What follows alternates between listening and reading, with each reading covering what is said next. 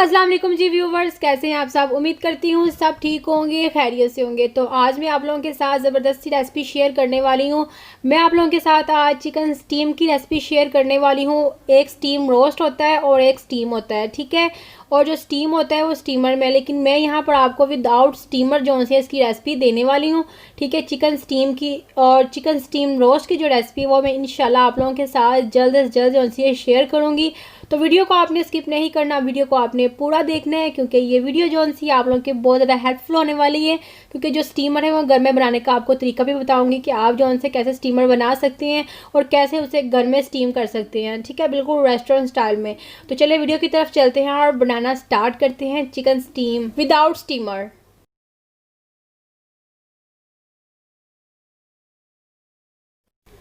तो chicken steam बनाने के लिए मेरे पास सारे स्पाइसेस जौन से वो यहाँ पर मौजूद हैं। तो चले बनाना स्टार्ट करते हैं। सबसे पहले 1 किलो जौन सी है मैं आपको ये रेसिपी बता रही हूँ। तो 1 किलो चिकन के लिए हमें 5 टेबलस्पून बरकत दही के चाहिए, ठीक है। याद रखिएगा कि दही में पानी नहीं होना चाहिए, ठीक है। दही जौन सी है यहाँ पर मेरे पास, मैंने इसे पहले फेंट लिया था। बिल्कुल ये सख्त वाली जो दही है ये वो वाली है जिसमें पानी नहीं होता, ठीक है। अगर पानी हो तो आप उसे निकाल लें। और उसके बाद यहाँ पर आधा टेबलस्पून, ये देखें आधा टेबलस्पून जौन सा ये मेरे पास जौन सा अदरक का पेस्ट है। क्योंकि मेरे पास लहसुन का पाउडर था इसलिए मैंने अदरक का पेस्ट बना लिया है। तो ये आधा टेबलस्पून जौन सा है ये लहसुन का जो पाउडर है ये वो वाला, यानी कि 1 टेबलस्पून लहसुन और अदरक का यहाँ पर पेस्ट या पाउडर जाएगा, ठीक है। और उसके बाद जो सा हम यहाँ पर साल्ट ऐड करेंगे। नमक जौन सा ये 1 टेबलस्पून है। नमक 1 टेबलस्पून 1 किलो गोश्त के लिए इनफ है, ठीक है। और उसके बाद रेड चिली पाउडर, लाल मिर्च जौन सी है ये भी 1 टेबलस्पून है, ये भी इनफ है 1 किलो गोश्त के लिए। और उसके बाद गरम मसाला है, इसमें सारे स्पाइसेस मौजूद हैं, ये भी 1 टेबलस्पून है, ठीक है। इसमें जौन सा जीरा और धनिया वो कम मिकदार में है। आधा टेबलस्पून ये धनिया पाउडर है, ठीक है, क्योंकि जो गरम मसाला उसमें कम था इसलिए यहाँ पर डाल दिया है। आधा टेबलस्पून जौन सा ये जीरा पाउडर है। यहाँ पर जीरा और धनिया जौन सा ये आधा आधा टेबलस्पून ही जाएगा, ठीक है। उसके बाद कुटी हुई जो मिर्च होती है, चिली फ्लेक्स जो होते हैं, ये भी 1 टेबलस्पून इसमें जाएंगे, ठीक है। ये 1 किलो यानी कि 1 केजी के लिए ये इनफ है, ठीक है।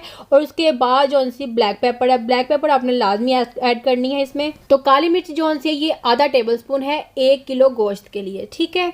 और उसके बाद जौन सी है यहाँ पर 1 टेबलस्पून कुकिंग ऑयल जौन सा होता है, ये देखिए सिर्फ 1 चम्मच है बरकर, ठीक है। ये हमने सिर्फ इसलिए डालना है ताकि इसमें थोड़ा सा मॉइस्चर जौन सा इसका बरकरार रहे, इसलिए हमने 1 टेबलस्पून कुकिंग ऑयल इसमें ऐड किया। और उसके बाद फ्रेश लीमू का जूस जौन सा है वो आपने इसके अंदर ऐड करना है। मेरे पास 2 लीमू है तो मैं इसका निकाल के इसके अंदर ऐड करूँगी। तकरीबन ये 1 से 1.5 चम्मच जौन सा ये लीमू का जूस इसमें जाएगा।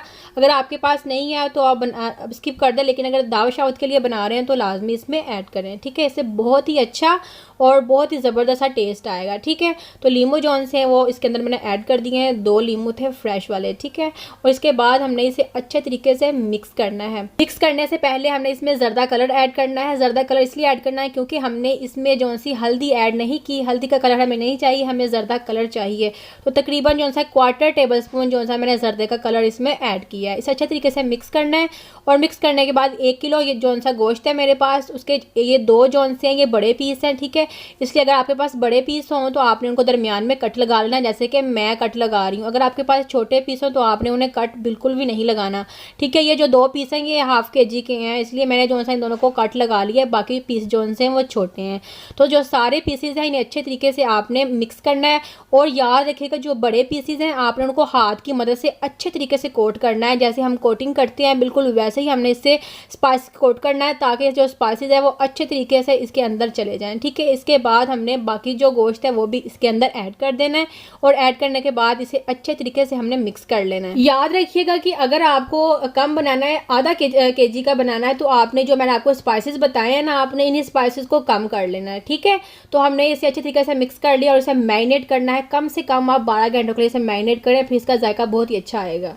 तो तकरीबन 12 घंटों के बाद ये मैं आपको दिखा देती हूँ कि ये देख लें इसमें कोई भी पानी नहीं है, बिल्कुल भी थोड़ा सा भी पानी नहीं है, बिल्कुल भी, ठीक है। ये देखिए बिल्कुल ड्राई है। तो दही जो सी हमें बिल्कुल ऐसी। इसके बाद जो नेक्स्ट स्टेप है वो हमें फॉइल पेपर चाहिए। फॉइल पेपर इसलिए ज़रूरी है क्योंकि जब हम गोश्त को स्टीम करते हैं ना तो उसका जो सारा मसाला होता है वो सारा नीचे चल जाता है, क्योंकि हमने बिल्कुल थोड़ी मकदार में स्टीम करना होता है।